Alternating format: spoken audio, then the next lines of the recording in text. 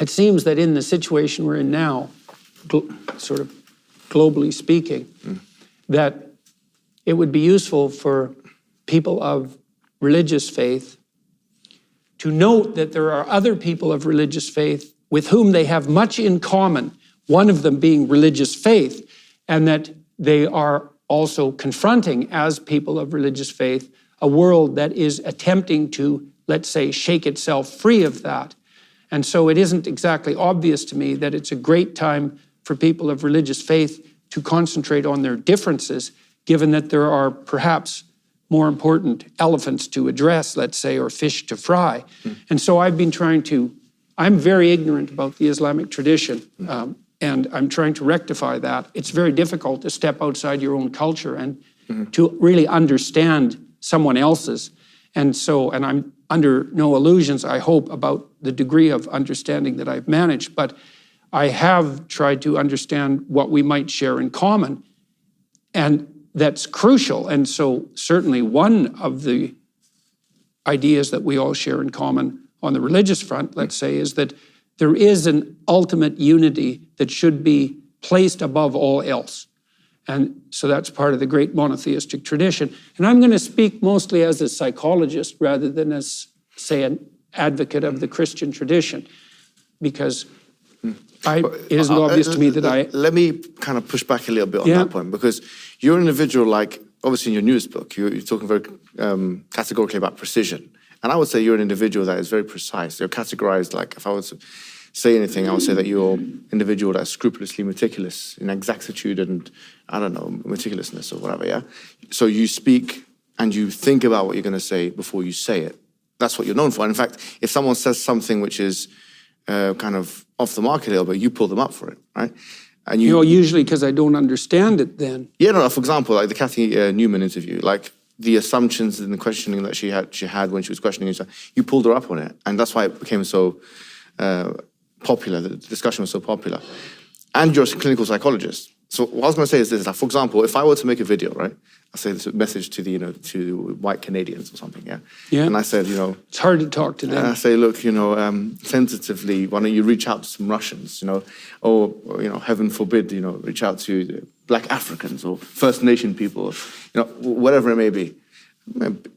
How do you think the community of white Canadians, let's say, for the sake of argument, will react to that kind of message? Well, if it was you? Yeah. Well, you're pretty disagreeable, so you'd probably get bit back a lot. Yeah, but exactly. It's hard to say until you do it, I mean, I have reached out to other communities, let's say. I did an interview with a friend of mine who's a Native American carver who lives on the West Coast, and, I'm not very happy with the narrative that's being promoted in Canada, which is that the European settlement of Canada is best viewed as genocidally colonial.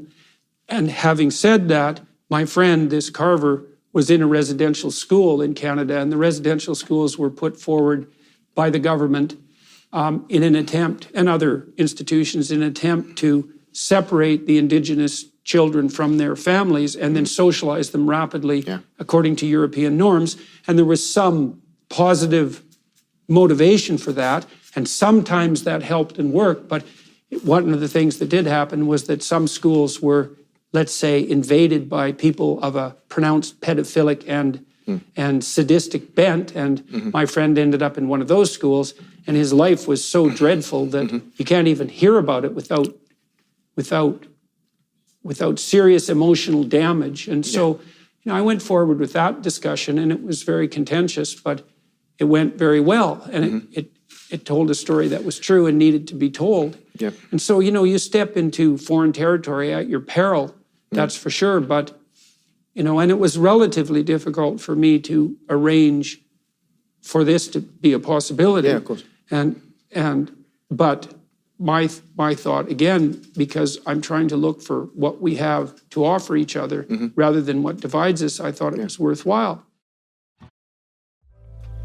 Are you tired of being held back by one-size-fits-all healthcare? Of having your concerns dismissed or being denied that comprehensive lab work you need to truly understand your health? I want to tell you about Merrick Health, the premier health optimization platform that's revolutionizing how we approach wellness and longevity. What sets Merrick apart isn't just their cutting-edge diagnostic labs or concierge health coaching, it's their commitment to treating you as an individual. Their expert clinical team stays at the forefront of medical research, creates personalized, evidence-based protocols that evolve with you. Unlike other services that rely on cookie-cutter solutions, Merrick Health goes the extra mile. They consider your unique lifestyle, blood work, and goals to craft recommendations that actually work for you, whether that's through lifestyle modifications, supplementation, or prescription treatments. And with a remarkable 4.9 out of 5 rating on Trustpilot, you know you're in great hands. The best part is you can get 10% off your order today. Just head to merrickhealth.com and use code Peterson at checkout. That's merrickhealth.com, code Peterson for 10% off. Stop guessing and start optimizing your health today with Merrick Health, because your best life starts with your best health.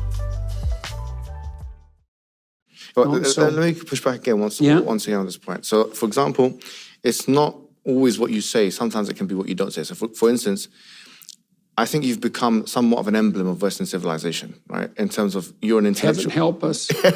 No, but you have. And I also push back on the point that this is a foreign culture, because I think that Islam, and you've mentioned this in the lecture as well, that Islam has now become part of, Western culture. Yeah, well, that's the open question. As we noted in the introductory remarks, it's like, is Islam part of the West? We're kind of having the same discussion about Russia in some real sense. And that's really going well at the moment.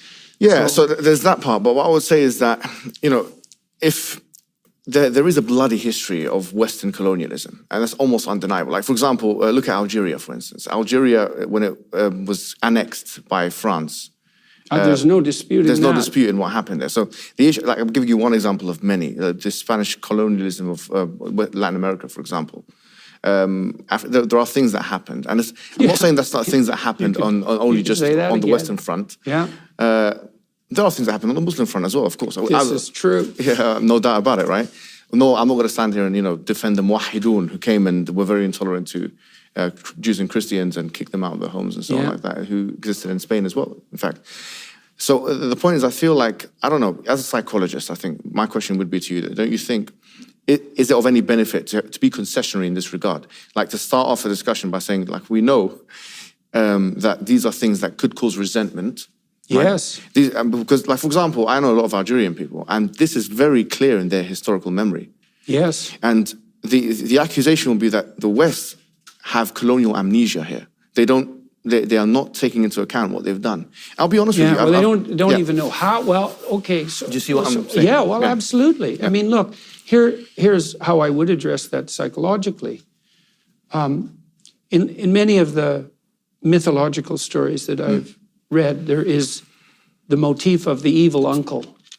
And so, for example, in the ancient Egyptian cosmology, there were four deities, four central deities, although a host of associated deities. And one of them was Osiris, who was the deity of the state. That might be a good way of thinking about it.